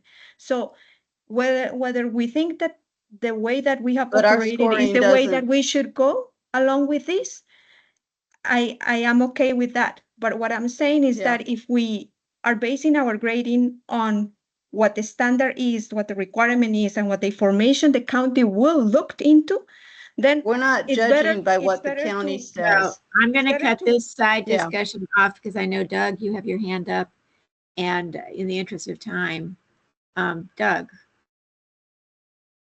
has his hand up too, but I'll just make two major point and a minor point. Major point, I agree with Joan that if it's a crappy project, we should say it's a crappy project, and we should say the board should reject it. And my minor point is a drafting one, and I would recommend the active voice rather than the passive voice. And in the language there, I would say reject rather than not approve. Thank you very much. All right, Kevin. Thank you, Doug. I want to pile on with everybody suggesting that we actually recommend rejection, keeping in mind that it's not our decision, but we can make whatever advice we want, and we can advise along those lines. I also, to reflect what you said, Cindy, which was my gut reaction, is we've never evaluated a building that did as poorly as this on the evaluation, and we should reflect that statement explicitly. Might require a little bit of research to make sure we can back it up, but I would state that explicitly in the letter. This is the worst project we've evaluated. Or at least say something like in the last 2 years, so we can go back, or the last 3 years. Yeah, something whatever that we really can feel back up. comfortable with. Yeah. Yeah, thank you, Kevin. Elizabeth. I just wanted to endorse Rob's idea about, giving one more pass to the applicant to say, we're about to recommend to the county board not approving your project. Are there, would you consider taking this a little bit more seriously, or look at the scorecard with us and see if there are any areas, just to give them an opportunity. But this sounds like a huge project that if we let this through, or if we don't at least raise to the board that this is concerning, then what's our process for? Right. Does anybody else have their hand up? I'm scrolling. Okay, not seeing anybody. So I think what I'm hearing is a motion to amend the letter to say that we recommend the board, not approve, sorry, Doug, the board reject this project. And that before we finalize the letter, we go back to the developer and tell them this is what we're going to do. And we, Lily, Jamie, Joan, and I can sit down and look at the final score that we take to the developer, but it's bad enough already that as I said, I think that's almost a side issue at this point. So motion to go back to the developer and then finalize the letter so that we can get it. This will have to happen fast because the planning commission is going to the board on the 19th. The planning commission, I think, is going to on the 13th, and the transportation commission on the 9th of July. Doug, did you have your hand up again? Do Jamie and Liliana think that there's any point in going back to the developer again, or have they been so hostile it's just a waste of time? It's not that they are hostile. It's just that they don't care. And I don't think they are going to do anything. And to prove that point, the second list of questions that we sent, it's been 3 weeks. They haven't responded because they are very pointed. And they basically decided not to respond. So I think that the courtesy is what we should do. Let them know. But I don't think they're going to change their stance. I agree with you completely, Lily. I think it's the courteous and appropriate thing to do. And thanks for Rob and Elizabeth for suggesting it. But I don't think that they'll do anything. But and I don't know if the county board will do anything in response to I hope so, because if they don't at least take some action, it doesn't help our credibility with other developers. So we are putting ourselves out there. But I think this is the case where, given the size of the project and the issues that have been raised, it's the right thing to do.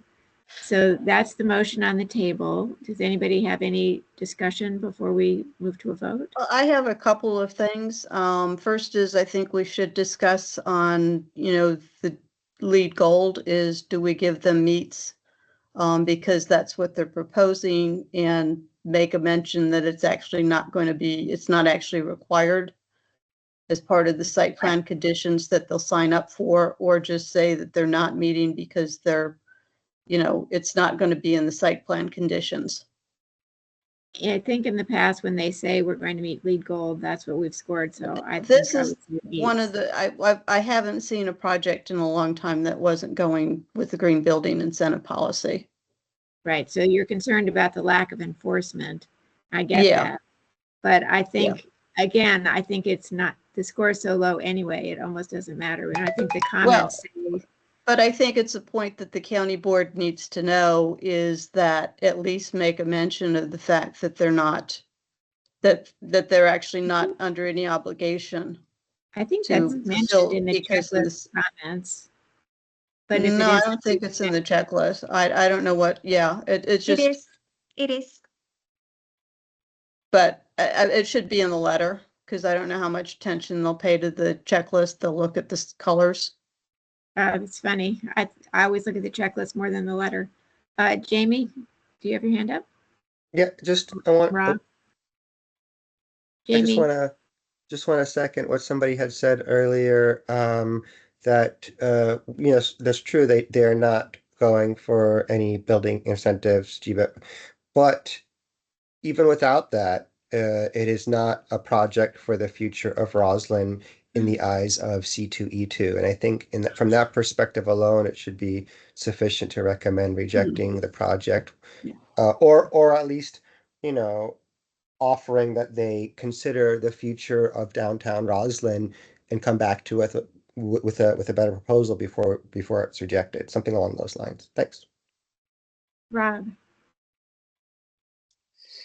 Yeah, this may be controversial, but and put the county board kind of in an awkward position. But if we're going to say we recommend you reject this, we should tell them why. You just passed a climate action resolution, and this project is wholly inconsistent with the resolution that you just passed. So if you approve this project, then you're doing damage to the resolution and our ability to implement it in the county. That, obviously nicely worded, but I think we should, in rather talking about climate change as a whole, say we put forward a policy and this isn't consistent with the policy that the board just passed. Thanks, over. Yeah, but I think one of these letters said that. Maybe it was, anyway. Yeah, and again, I think it was the leaf blower, but I think putting in that language makes sense. I agree. Yeah. Okay, I think in the interest of time, I don't see any other hands. So in the interest of time, that's the motion, that's the discussion. Is there a second? Second. Okay, all in favor, say aye. Aye. Aye. Aye. Aye. Aye. Right. Any Nay. opposed? Okay. I didn't, the other thing we haven't discussed is there's a lot of stuff in here that talks about the methodology, which is a pretty standardized process, and I don't think we do ourselves any favors to go into that kind of detail. It just distracts from our main points. And also, I don't know whether or not we're agreeing to make any changes to the checklist as it stands now, because right now it's not consistent with how we consistently rate these projects outside of the, whether we give them credit for gold or not, which Okay. is kind of Where a is the judgment call. process discussion that you're referring to? Well, it's mentioned in several places. Well, I don't know that we need the background. Again, in some of it about the questions, it's just a distraction. And they mentioned the methodology a couple of times. And, yeah, you can change the numbers and do the methodology different. I don't think you come up with any different results because it's going to affect all of the scenarios. They look like the baseline and the design. Again, it's a distraction. I think it's important that we kind of keep the things focused on the way we usually do and not talk about these things. And the developer applicant doesn't have any control over that. They just turn that over to a contractor. Okay, so we've had a motion, we've had a vote. I see comments still coming in, Doug, that we should say we were pushing for rejection in the beginning. And Trevor, a firm commitment. I mean, they saying in open meetings and in written documentation, although I see Jamie just said they slipped up, and that's what we usually, that's the documentation we usually accept. Anyway, Joan, I think we are over to you for Ballston 1. Okay. Yeah, this was kind of an interesting project. I think they're going all electric, so that's kind of on the good side. Again, using the electric resistance, hot water heaters, standard EV charging things. A lot of discussion there basically on some of the biophilic elements, because it is next to Ballston Pond and neighbors were very concerned about stormwater. Interesting is there are a lot of constraints on this site because essentially they're reusing the existing parking garage, which takes up basically the whole footprint of the existing of the property. So they're actually, you know, because my initial thought was, well, why didn't you just make a taller building and get a lot more room for green space? And there's no room for roots anyway if you were going to plant trees. So there is elements, and this is an intersection. Actually, be honestly, better if the county could look at Fairfax Drive and narrow it and make it slower and safer, and that might give a bit more room for trees. But otherwise, more or less a fairly standard project. And you scored it at 68. They're going for 0.25 FAR. So, and I think the letter's been posted for any comments, and we have some. Whether or not, going back to Dr. Burns's comments, is whether or not throw in a sentence under biophilia that makes reference to educating residents on the side to, you know, kind of dim the lights or keep lights out, particularly facing the Boston Pond. Yeah. But well, with that potential addition, is there any discussion, any further discussion, or are we ready for a vote? I'm scrolling again. Any hands? Okay. Well, so we have the letter and checklist that I think Joan is putting forward as a motion. Is there a second? Second. Okay. All in favor, say aye. Aye. Aye. Yeah. yeah, I Just do. like Just Rob's I wanted to comment. get back to Bob. Rob had a comment, and this is something we probably want to fix at some point. Is when we first started doing this checklist, mostly we were doing with mixed use facilities, and there was a strong pushback for that. You know, they couldn't go electric in the retail because, you know, restaurants wanted gas. So we made that the kind of excels, but it doesn't really work when you're looking at a facility, a building like this that's strictly residential. So as we go with the update, and again, I've been kind of maybe adding in induction as an excel part of that session as we're looking forward. But just I wanted to get back to Rob on that comment. Okay. Yep, that's helpful. Okay. Did we just vote to approve this? Do we vote already? I think so, yeah. Okay. Well, thank you for that. Okay, and as I've mentioned, thanks to Doug, we'll push Inner off to next month because it's not coming up before the board, whereas we believe these other projects are, along with Shirlington House. So we will be submitting 4. And there has been, as you know, this huge chunk of, huge chunk of the SPRCs going through the pipeline. And now that it's over, River House is hanging out there. And many thanks to Joe Trevette, who's agreed to be the primary on that. I was the primary, but I've had to miss some of the meetings. He's covered them. So I'll be the alternate. Anyway, that big one is out there, but there's definitely a slowdown, and we'll see if, financing conditions or other things. I don't know. We've all spent a lot of time on this, and we're ready to deal with the new ones, and they aren't there yet. Anyway, I think Jenna would like us to approve her summary, which would be great. And then we'll go to the gas leaf blowers. So I don't know who all noticed, but we have, I gave us from 8:50 to 8:50 to approve the meeting summary. And then I had the next presentation starting at 8:50. So it didn't leave a lot of time for this. So are there any comments? You can see I made comments. Otherwise, all in favor of approving the summary? Just one. This is Katie. My name, last name, no P in my last name. Sorry for just noticing that now. Right. Yep. Fair. And thanks for fixing my name.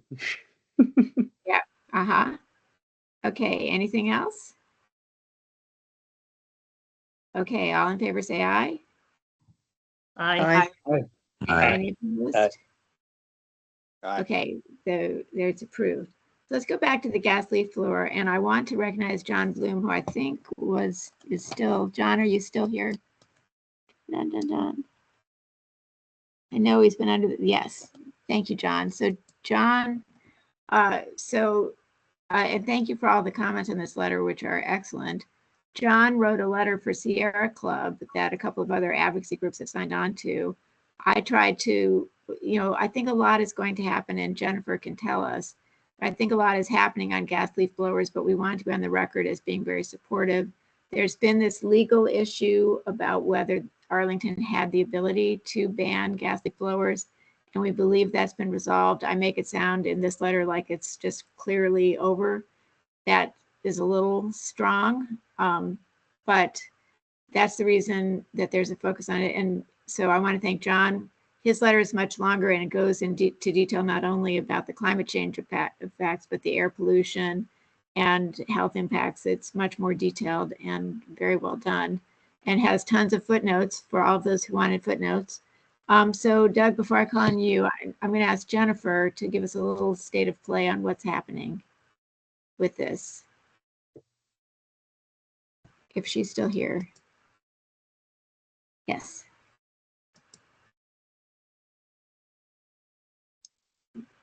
Jan, if you're ready, can you tell us a little bit about what's happening with gas leaf blowers? Because I think the issue is in your portfolio.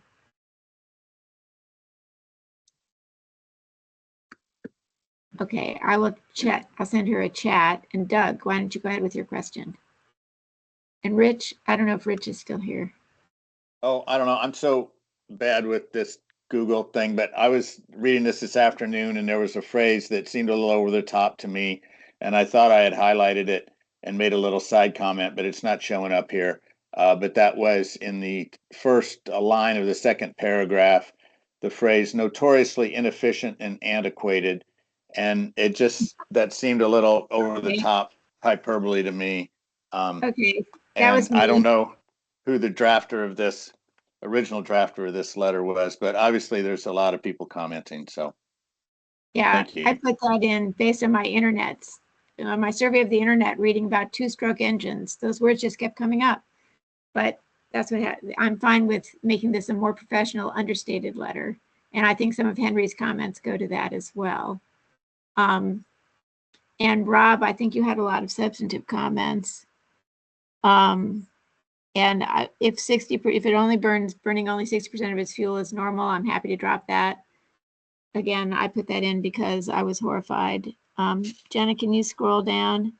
I'm fine with straightening out. I tried to just focus on climate change and not get into the pollutants, the other pollutants, and then just to cite to the Sierra Club letter.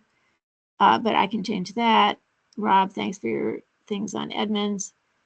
Yes, we can put in the footnotes. And John Bloom, I'm going to ask you, is there anything you'd like to say?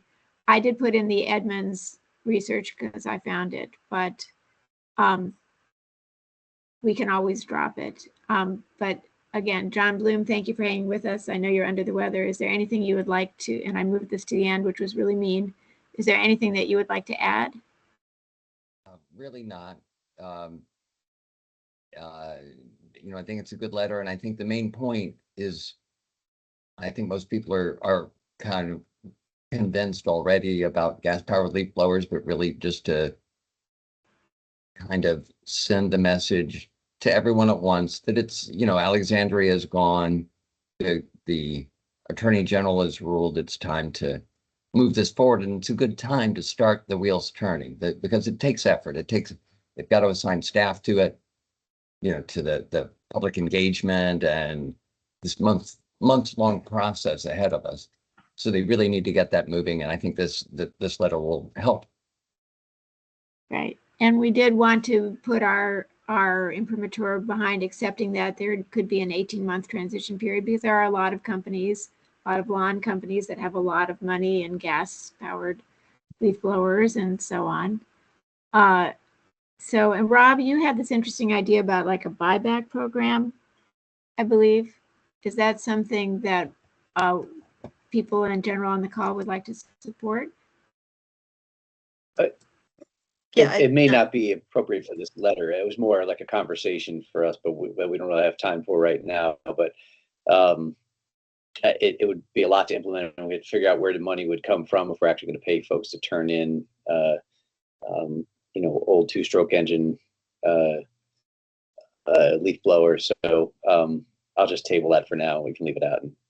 I think Alexandria has something earmarked for their program, and hopefully we'll be borrowing heavily from them, and they're working with some partner in the community on something like that. So Okay, so I see Kevin and then Henry. Yes, thanks. I had one comment. First comment is, I think two-stroke engines are notoriously inefficient and antiquated, so I'd leave it in. More importantly, just a lawyer point, I'm shocked that Mares, or however you pronounce his name, issued that opinion. Was it based on any particular findings about what Alexandria submitted? And if it was based upon any particulars that of Alexandria, I think we need to reflect those in Arlington to make sure we can fit under the same opinion letter. But I haven't looked at that opinion letter. John, have you looked at it? I have, and the legal reasoning in the letter is quite broad, but the letter, has the usual caveats that this is issued to Alexandria based on Alexandria's facts and Alexandria's charter. But then it does its Dillon rule analysis, which is different than the one that we've heard here in the past, and very, very helpful. So basically, you can look beyond the caveats. We have basically the same powers as Alexandria. The Dillon rule applies here the same way. The legal reasoning applies here, and any time you take an action like this, there's a risk of litigation. It's just a worthwhile risk. Sure. Yeah, I'm not worried about that. I just want to make sure that if there was something specific about Alexandria and we can make the same point, we do. But if there's not really anything relevant, then this is great. So thank you for that, Henry. Yeah, just two quick little editorial comments. Cindy, if you wanted to leave the more granular discussion about health harms out, or just broadly allude to it, feel free to shorten that part of the paragraph there. I just put them in as like a, you mentioned it, and so I figured it was a salient point. But if you want to leave that out, that's probably fine as well. And then the last paragraph, I just noticed, literally just now, there's I use considerations, and then literally in the next sentence there's considerations. So maybe if we want to change one of those two uses of that word, that might be prudent. Okay. And then Jamie, was your question, do we mention Montgomery County? Because I think it is mentioned in that paragraph, Washington, D.C., Montgomery County. It's just listed that they've done it. Oh, okay, great. And I just also want on the point of like rebates, there has been issues around the US where people would bring in gas powered mowers from outside of a county to get a rebate from a county. So I'd be cautious with any promotion of that. Interesting point. Doug. Yeah, the AG's opinion, like John says, was based on the Alexandria Charter, and I have no idea whether the Alexandria Charter is very similar to how Arlington was incorporated or not, and there may be differences there that might be significant. And the other thing is, I think it's based more on the noise ordinance, and I don't know that this letter discusses the Arlington noise ordinance. So, I think it's enough for this letter just to be very broad in general and non-granular. So I would just say try to avoid any, down in the weeds details, and just make a big picture thing that we're jumping in with Sierra Club and the other environmental groups, and we agree with them that something needs to be done about gas-powered leaf blowers without getting necessarily terribly specific, because the county has already probably started and will have to continue to do a lot of legal analysis and get into the weeds. And we don't need to get into the weeds with this letter and just say, yeah, let's do this. We're in favor of it. Okay, thank you for that. So seeing no more hands, the motion I'd like to put on the table, since I guess this is my letter, with thanks to John, is that Rob and I, since Rob made the most numerous and substantive comments, that the motion be that the letter be approved subject to Rob and I working out these final details, subject, after listening to this conversation. So that's the motion I would put on the table. Any discussion? Is there a second? I second. I second that motion. Okay, all in favor say aye. Aye. Aye. Opposed? Okay, so we'll do that. And so we are to the updates. And the first thing is this long-range planning commission that we are participating in with Rob as our primary and Lily as our alternate, and they both went to the first meeting. So Rob, why don't you kick it off? And if Lily wants to add, you go. Sure. Yeah, sure. I know we're really pressed for time. I'll keep it very short. Lily was there in person and I was online, so they recognized her as the official representative there. She had some great comments. Essentially, what we were doing was commenting on the principles of the American Planning Association and how well those principles reflected Arlington values. Not much really substantive to report back to this commission as of right now, aside to say that we were trying to promote the climate action resolution and some other principles being reflected in the interpretation of the APA principles, of which there are 6, and they walk through in a PowerPoint. Lily, you want to add anything to that? I think that the exercise is because the commission is hoping to develop a new chapter for the long-term range planning guidelines, and they want to incorporate things that the current guidelines don't have, including climate. And so we had an opportunity to elaborate on why it is important for the language that sets the vision and the goals to include words that refer to climate or associate with emission reduction. Great. All right, well, we'll look forward to hearing more, and thank you for participating in that on our behalf. Elizabeth, is there anything more you'd like to say about the Energy Committee? I think we got a sense of what you guys have been talking about.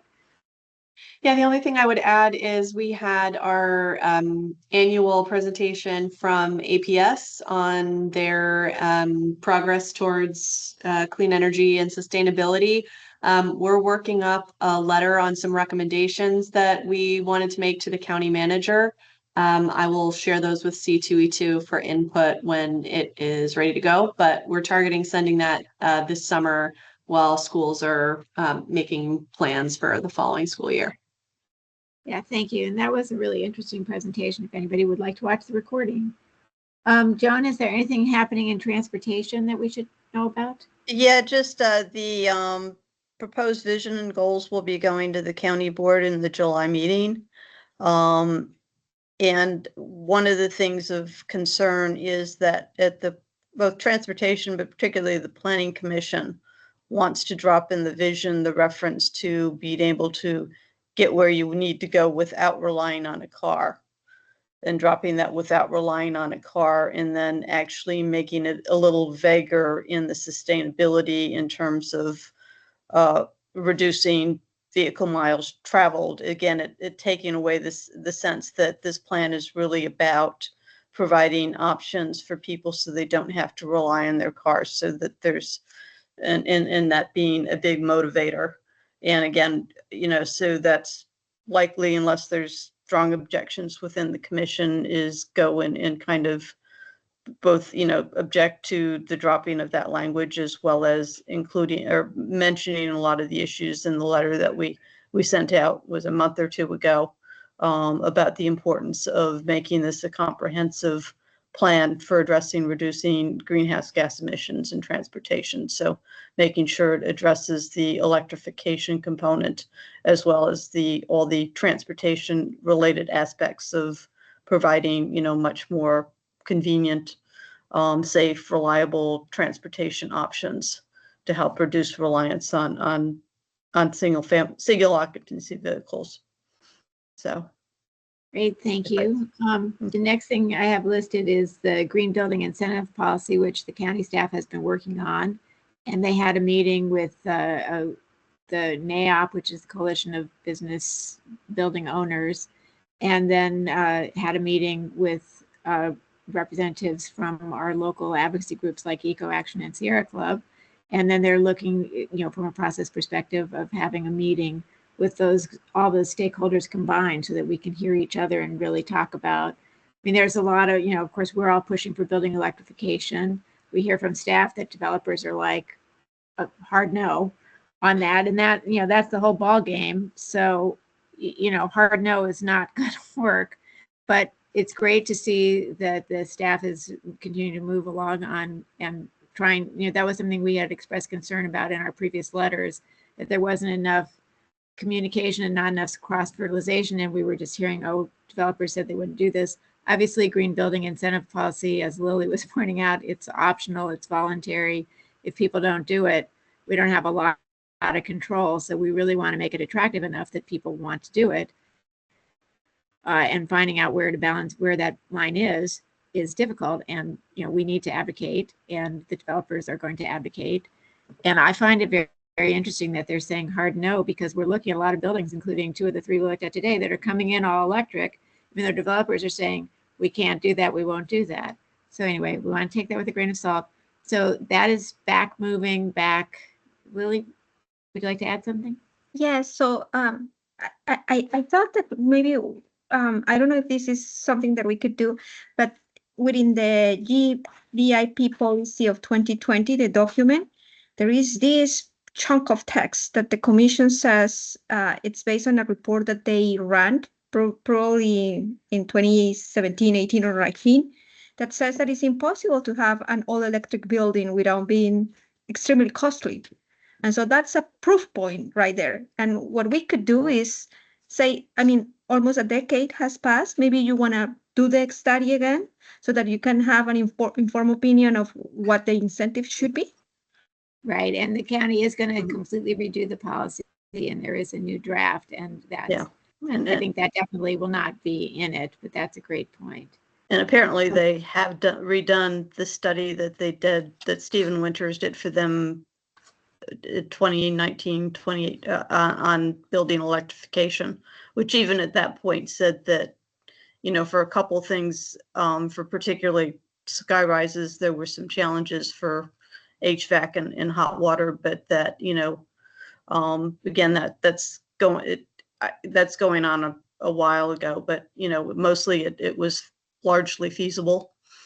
But they're redoing the study, so that should be out hopefully within the next month or 2. Although, of course, as usual, they didn't give us a timeline as to when exactly we'll actually be able to see that new study.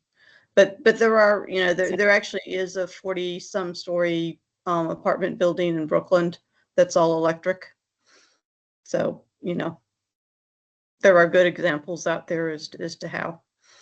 Right. So it can be done, although there is a cost, and without the ability to require it, it is definitely harder, and that's where the incentives come in. Yeah. So more to come on that. And the last thing on our update agenda that I have is the work plan. I've had this on the agenda for multiple meetings, but what I was going to say, we talked about what we'd already done and how we were changing it, and how we had like getting federal grants as a primary focus, which we've dropped now. We talked about the climate resolution, the SPRC, and redoing the SPRC checklist have been things that have been really important.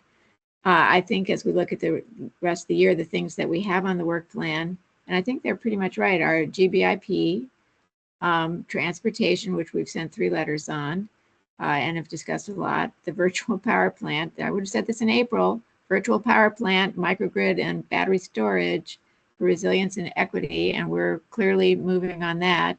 And then public education and outreach, which is something we keep saying we need more of, and which we heard Jenna's presentation in May. And we know that the Climate Policy Office is hiring a communications person. So we will, as the SPRCs slow down for a bit, we will have time to focus on all of those other things, I think, and hope. And I feel pretty good about where we are halfway through the year. So I just wanted to say that, and I'll open up for any last discussion.